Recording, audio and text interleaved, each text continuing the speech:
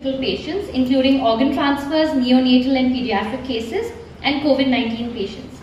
Under her leadership, ICAT pioneered India's first flying ECMO service, setting a world record by airlifting over 285 ECMO patients. With qualifications including an MBBS, fellowship in anesthesia, and membership in the UK, Dr. Nalbar has made significant contributions to critical care in India. She has led large-scale CPR training initiatives, including a record-setting event training to 28,000 participants.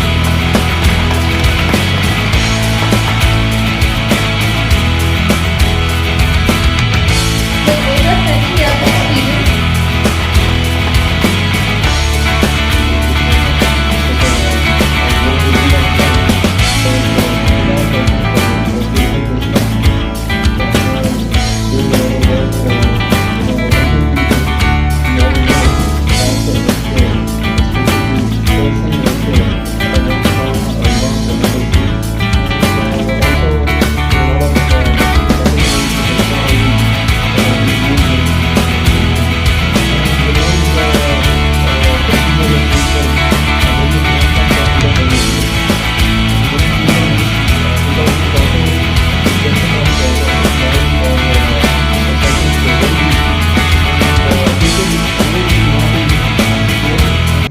give the best available treatment to their beloved ones. They may be poor or middle class or rich, but they always go beyond what they can afford because this is the health, because it's a question of health. So many people go into a lot of crises, financial crisis because of that. And so I think for Milaap to come forward and bridge that gap, we are using a lot of CSR funds and other charitable and from various other foundations and helping people. I think that's a wonderful job, and I'm very glad to know that they have done for the last more than 10 years. They've been doing this work, and I commend them on this, and let them continue to do more of this. And me being the health minister here, of course, government sector is a huge sector, and we cater to more of the poorer section and lower middle class people and all that. And our institutions, we have built many good institutions also.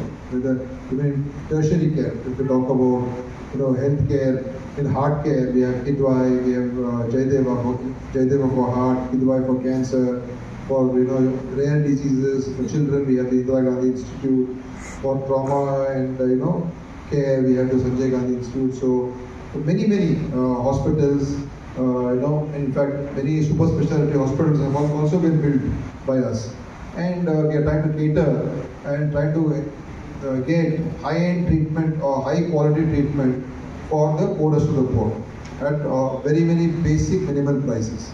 So we are doing our best, and in the future also, if anything that we can collaborate, Milaap and Dr. Shalini, definitely we are always willing to do that and see that our people benefit, and so that they can lead more healthy and more fulfilling life.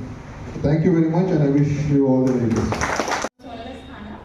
Dr. Asthana, can you share what are the initial thoughts, concerns, and questions that patients and their families have when they inform they need to seek treatment away from home?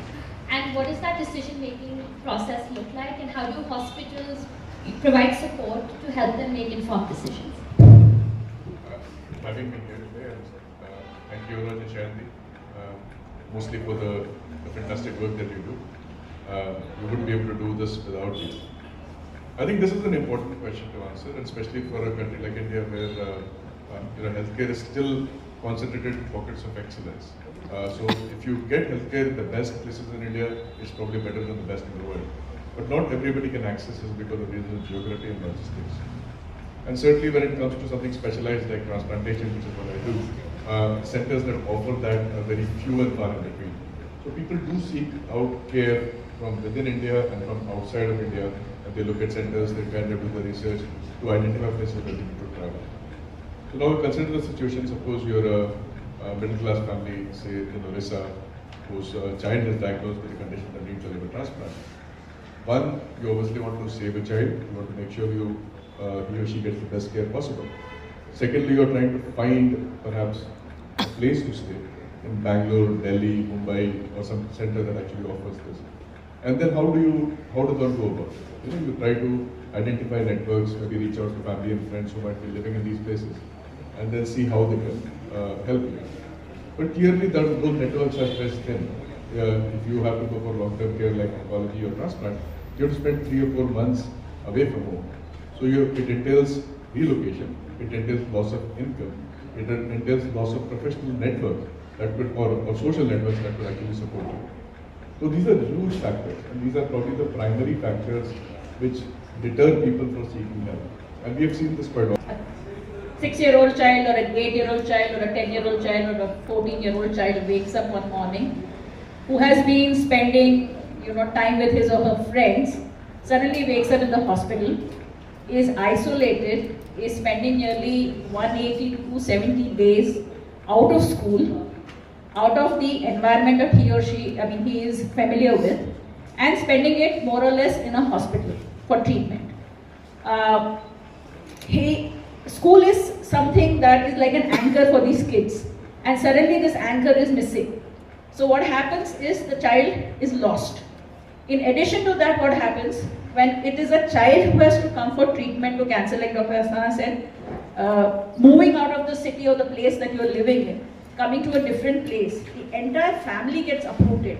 So it's not just the child, it is the child, the siblings, the parents, or even the grandparents sometimes. Sometimes it is like a divide and take care kind of thing. Grandparents stay with the other siblings while the parents bring the child for treatment, or vice versa. Many different permutation combinations of which family member comes with the child for treatment.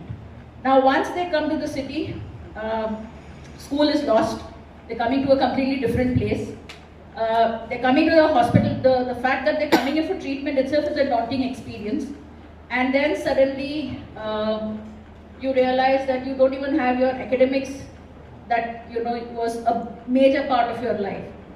So it is a very, very difficult situation, both for the child and the caregivers, because for the caregiver also, he or she has to make that balance or help the child to settle down in a completely new environment. So I hope that. And those initial conversations that you have with patients, caregivers and their families, especially when it comes to younger or sometimes even much older patients. How do these different... Anuj and Santi and all of you for having Milaap and ICAT Foundation and ICAT Air Ambulance has been we have been working together for a long time, especially during COVID and after COVID as well. We have done a lot of COVID-related work in terms of providing under a campaign called COVID India campaign with me and Sudeep Larisetti. We both kind of headed a campaign where Milaap played a great role, being bridging the gap between the donors and the ICAT Foundation COVID India campaign.